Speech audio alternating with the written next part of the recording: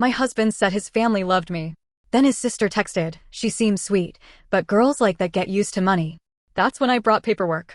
If his mother had been openly cruel from the beginning, if his sister had called me trash to my face, if his father had said, you don't belong here, maybe I would have known what I was dealing with.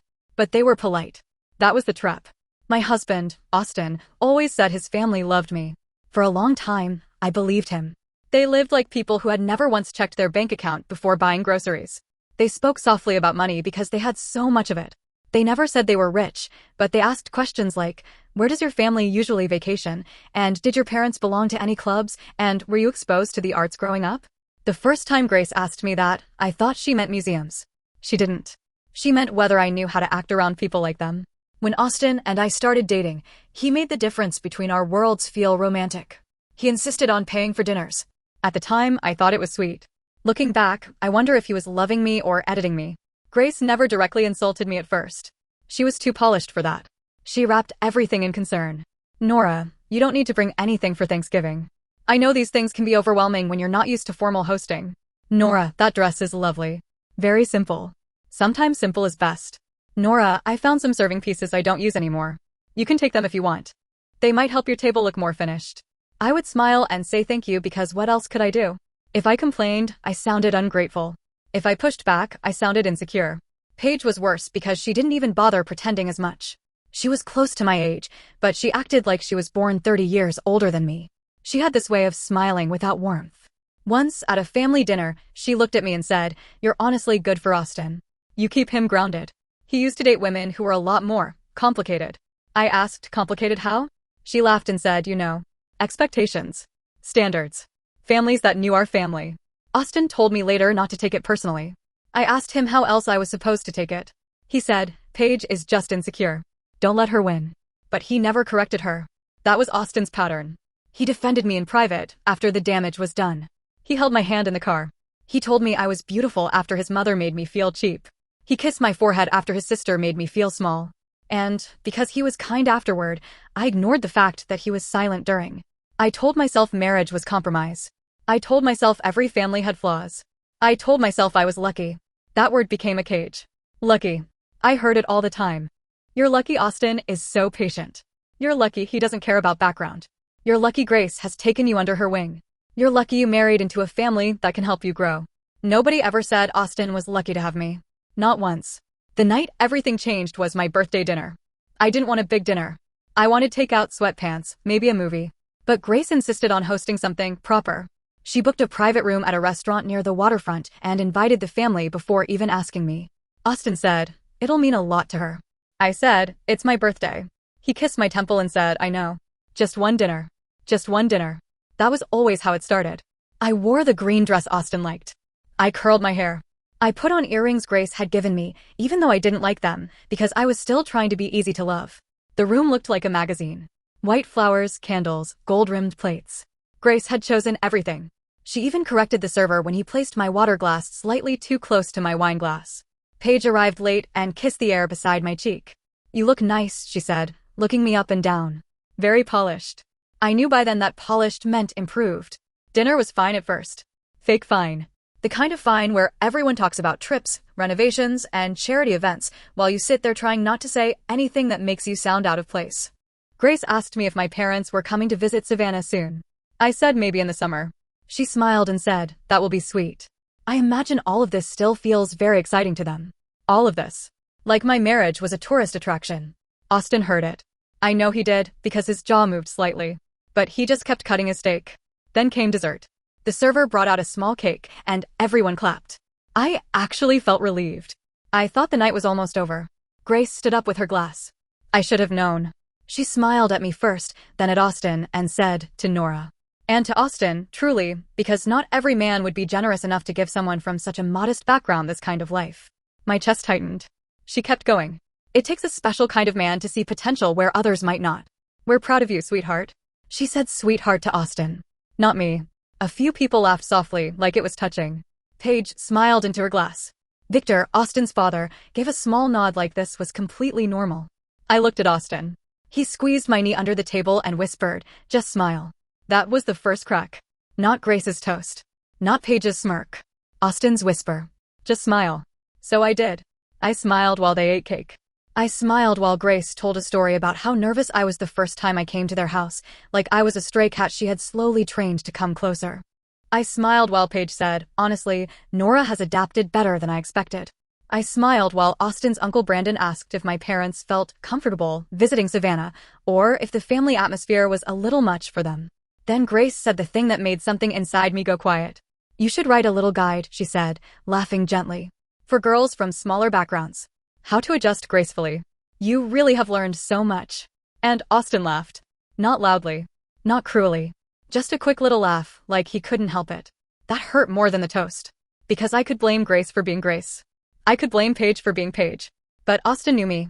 Austin knew the years I had spent trying to fit into rooms where people smiled while cutting me down. And he laughed. On the drive home, I stared out the window at the dark streets of Savannah and waited for him to say something. He didn't. So I did. Is that how you talk about me when I'm not there? He glanced over. What? Like I'm some woman you rescued? He sighed like I was starting a fight over nothing. Nora, it was a toast. It was humiliating. It was clumsy. There's a difference. She thanked you for giving me a life. He gripped the steering wheel. I have given you a good life. The car went silent. I turned my head slowly and looked at him. For a second, I honestly didn't recognize the man beside me. He must have realized how it sounded because he immediately softened. I didn't mean it like that. Yes, you did. No, I meant we have a comfortable life. That's all. You know what I meant. I said, do you think I had nothing before you? He didn't answer fast enough. That was the second crack. Because here's the thing Austin's family didn't know. Before I married him, my grandmother Ruby left me her little house in Boise. It wasn't fancy. It had 2 bedrooms, old wood floors, a porch that leaned slightly to one side, and a heating system that sounded like it was haunted. But it was paid off. It was mine. My grandmother had worked hard her whole life. She saved coins in jars, clipped coupons, mended clothes instead of buying new ones, and somehow still managed to make every person who entered her kitchen feel rich. When she died, she left the house to me. My dad and I fixed it up little by little. Nothing dramatic.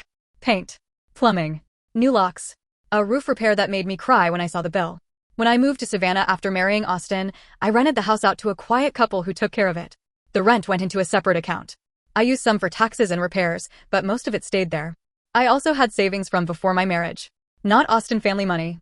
Not buy a boat because the weather is nice money. But real money. Earned money. Protected money. I never hid it because I was planning to leave. I hid it because early in our relationship, Austin made a joke that never left me. We were talking about marriage and he said, women in my circle always have backup plans. It's refreshing that you actually trust me. He said it like a compliment. I smiled at the time, but something about it made me keep one part of my life separate. I kept my house. I kept my account. I kept one thing nobody with his last name could touch. After the birthday dinner, I started paying attention. And once I started, I couldn't stop seeing it. Austin never told people I had supported myself before him. He never told them I had paid my own bills, handled my own loans, fixed my own emergencies. He never told them I owned property. He never told them I had anything that didn't come through him. When Grace made me sound helpless, he stayed quiet. When Paige made me sound lucky, he stayed quiet. When people praised him for being generous enough to marry me, he didn't correct them. He accepted it. Worse, I think he liked it. I tried talking to my best friend Maya about it. We met at a coffee shop downtown 2 days after the birthday dinner. I barely sat down before she said, "You look like you haven't slept." I laughed because if I didn't, I was going to cry. I told her everything. The toast. The laugh. The car ride. The way Austin said he had given me a good life. Maya listened without interrupting. That was one of the things I loved about her. She didn't rush to soften things. When I finished, she said, "Nora, he likes being the hero." I looked down at my coffee. She said, "That doesn't mean he doesn't love you. But it means he loves the version of the story where you needed saving." I hated that because it felt true. When I got home, Austin was overly sweet. Flowers on the counter. Dinner ordered from my favorite place. A bottle of wine open. "I don't want us to fight," he said. I said, "I don't either." He stepped closer. "I'm sorry my mom embarrassed you." I noticed the wording. "Your mom embarrassed me?" He looked confused. "Yes. You didn't." His face changed. "Nora, I already told you I didn't mean what I said in the car. But you said it." I was frustrated. "And when you laughed?" He rubbed his forehead. "I barely laughed." "But you did." He looked tired again. I hated that look. That look said I was becoming difficult.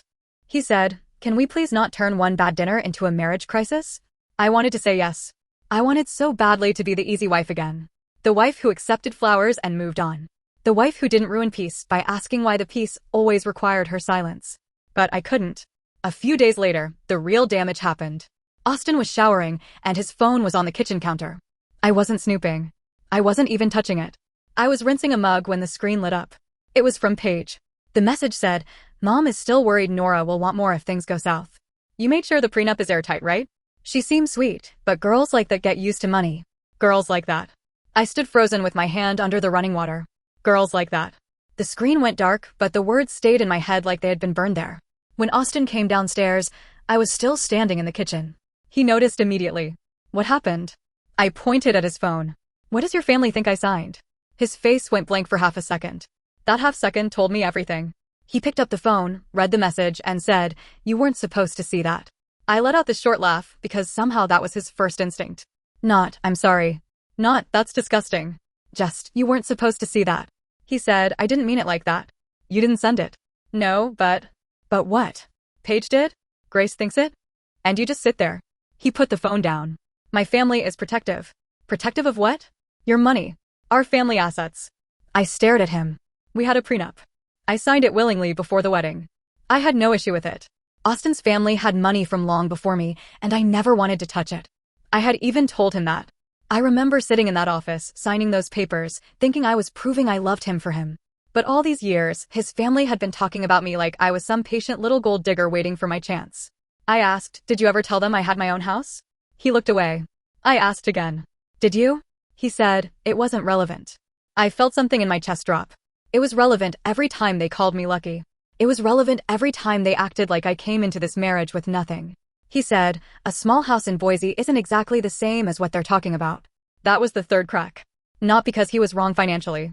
Of course my grandmother's house wasn't the same as his family's money. I knew that. But he said it with that same tone they used. Like my one real thing was cute, but not important. I said, "It's not small to me." He softened a little. "I didn't mean it that way. You keep saying that." He reached for my hand, but I pulled back. I asked, "Did you ever tell them I had savings before you?" "They know you worked." "That's not what I asked." He didn't answer. I asked, "Did you ever correct them when they implied I married you for money?" He said, "I can't control what people think." And then I asked the question I already knew the answer to. "Do you like that they think you saved me?" He stood there silently. That silence ruined more than any confession could have. I moved into the guest room that night. Austin didn't stop me. Maybe he thought I needed space. Maybe he thought I'd cool down. Maybe he thought, like always, I would get tired of being upset before he got tired of avoiding the truth. But I didn't cool down. I got clear. The next week was strange. We lived in the same house, but moved around each other like strangers. He left coffee outside the guest room door. He texted me from downstairs asking if I wanted dinner. He apologized, but every apology had a tiny excuse attached. "I'm sorry, but you know how my family is." "I'm sorry, but you know I don't think of you that way." "I'm sorry, but you can't let Paige's text define our marriage." I didn't want Paige's text to define our marriage. I wanted Austin's silence not to. Then Grace invited us to brunch. Austin came to the guest room door holding his phone like it was evidence of peace. "My mom wants everyone to get together," he said. Something casual. "She feels bad about your birthday." I laughed before I could stop myself. "Does she?" "She does, Nora." "What exactly does she feel bad about?" He hesitated. The misunderstanding. There it was. Not insult. Not humiliation. Misunderstanding. I said, "I'm not going." He sat on the edge of the bed. "Please. I know you're angry, but if you don't come, it becomes a bigger thing." "It is a bigger thing." "It doesn't have to be." I looked at him. He looked exhausted. For one second, I felt sorry for him. Then I realized I had spent years feeling sorry for him being caught between me and his family, while nobody felt sorry for me being crushed between them. He said, "They love you in their own way." That phrase made me tired down to my bones. I said, "Fine. I'll go." His relief was immediate. But I didn't go to make peace. I went because I was done letting them write the story. The morning of brunch, I drove to Connor's office. He wasn't a lawyer, but he had helped me organize property documents before, and I trusted him to explain things clearly. I didn't need legal advice. I needed copies. Clean, simple proof that my grandmother's house was mine before the marriage. Proof the rental income was separate. Proof that I had not walked into Austin's life empty-handed. Connor placed the documents in a folder and said, "You don't owe anyone this." I said, "I know." He asked, "Then why bring it?" I looked at the folder. "Because I'm tired of being called poor by people who don't know the difference between money and worth." He nodded once and slid the folder toward me. I left it in my bag when Austin picked me up. On the drive, he seemed hopeful. He even reached over and touched my knee. I moved slightly, not enough to make a scene, but enough for him to notice. He withdrew his hand. Brunch was at a country club outside Savannah. Of course it was. Grace said it was less formal than the restaurant, which apparently meant white tablecloths instead of cream ones. Grace greeted me like nothing had happened. Nora, sweetheart. You look well. Not good. Well, like, she had expected me to look sick from all the emotion. Paige was already seated, scrolling on her phone. She gave me a tight smile. Victor nodded at me. Brandon was there too, because apparently every family gathering required at least one man who made people uncomfortable on purpose. We ordered. Everyone pretended things were normal. Grace asked Austin about work. Paige complained about a client. Brandon told a boring story about someone buying land in the wrong market, and everyone laughed like he had said something brilliant. Then Grace turned to me. So, Nora, she said, stirring her tea. Austin mentioned things have been tense. I looked at Austin. He stared at his plate. Grace continued, I just want you to know, nothing said at your birthday was meant to hurt you. Sometimes, when families come from different worlds, language can be taken the wrong way. Different worlds. I said, what language did I take wrong? Her smile stiffened. Paige said, Nora, come on. Mom gave you a toast. She thanked my husband for giving me a life. Grace sighed gently. You do have a lovely life. I said, I had a life before Austin. Brandon chuckled. No one said you didn't. Paige said, it's not an insult to admit someone's circumstances improved. Austin finally said, can we not do this? Grace leaned forward like she was being kind.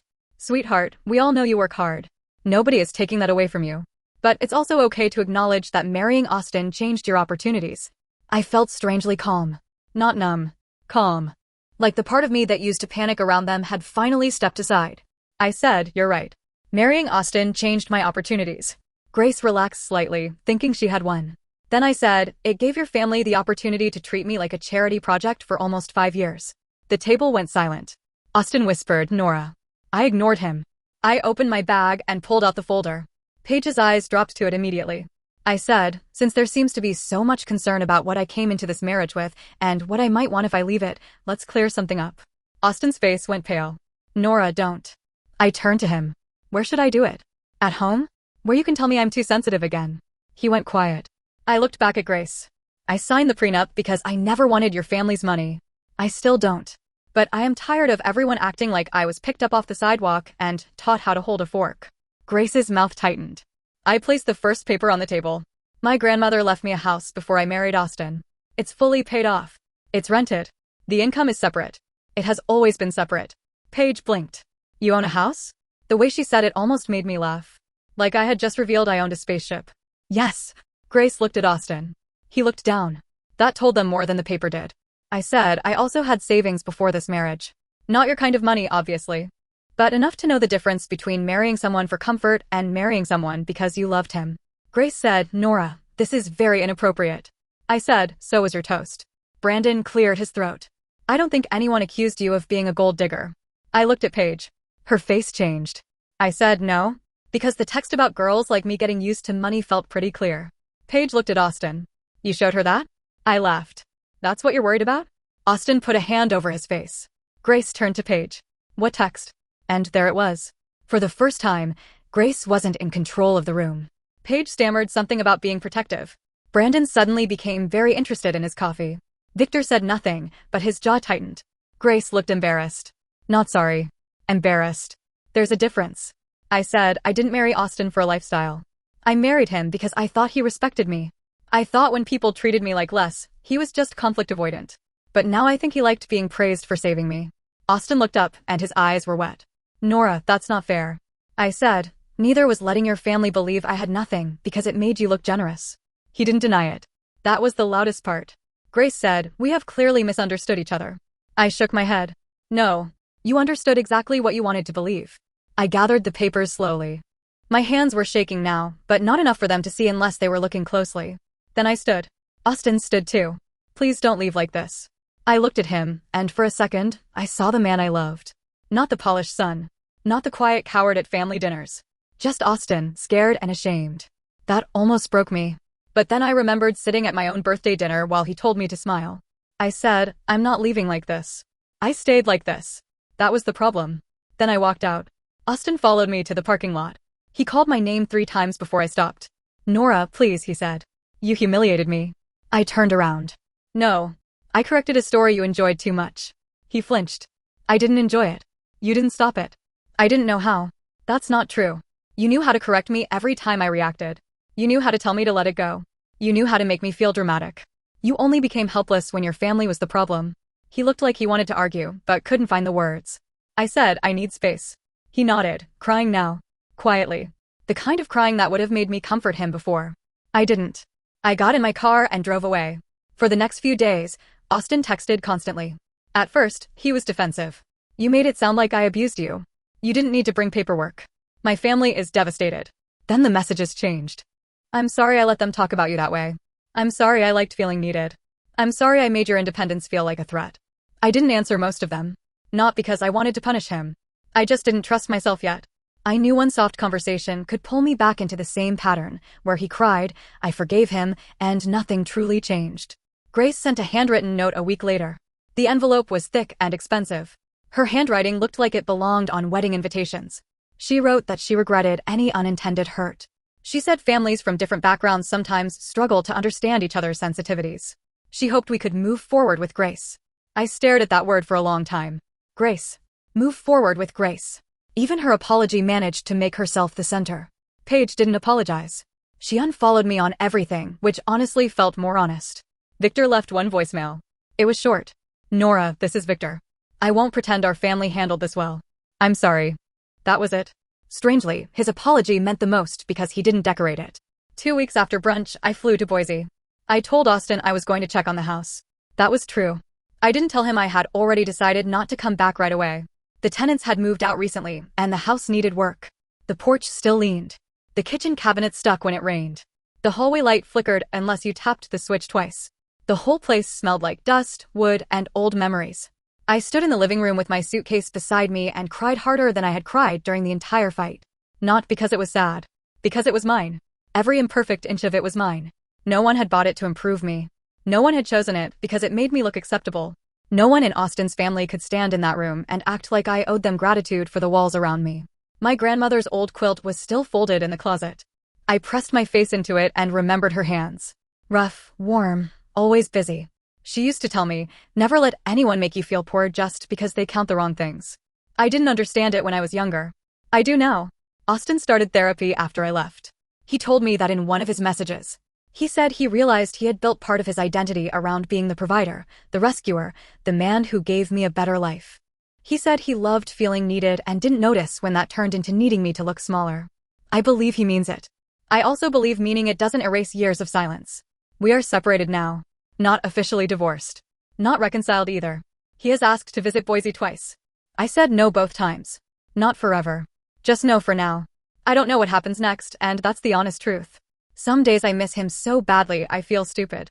I miss the version of him who made me coffee, who knew how I liked my blankets tucked, who sang badly in the shower when he thought I couldn't hear. I miss the man I thought I married. Other days, I remember his hand on my knee under that table. Just smile. And something in me hardens. Maya says I don't have to decide my whole life while I'm still grieving the version of it I thought I had. She's right. So right now, I wake up in a small house in Boise with loud pipes and stubborn cabinets. I drink coffee from one of my grandmother's chipped mugs. I work from the kitchen table. I make my own plans. I pay my own bills. I listen to the wind hit the porch at night and feel more at peace than I ever felt inside that perfect townhouse in Savannah. That is my calm victory. Not revenge in the loud way. Not ruining anyone's life. Just refusing to keep playing the role they wrote for me. Grace can keep her dining rooms. Paige can keep her opinions. Austin can keep going to therapy and figuring out why he needed me to be smaller so he could feel bigger. And me? I'm keeping the house. I'm keeping the account. I'm keeping the part of myself I almost traded for a marriage that looked beautiful from the outside and lonely from the inside. Maybe one day Austin and I will sit across from each other and have a real conversation without excuses, without his family in the room, without me shrinking to make him comfortable. Maybe he'll become someone who understands that love without respect is just a prettier kind of control. Or maybe the marriage ended the moment he laughed at that toast. I still don't know. But I do know this. I was not wrong for proving I had a life before him. I was not wrong for refusing to be treated like a charity case.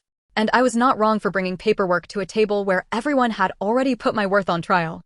So I guess I'm asking, did I go too far by exposing my finances at brunch and humiliating my husband in front of his family, or did they deserve to finally hear the truth after treating me like something he rescued?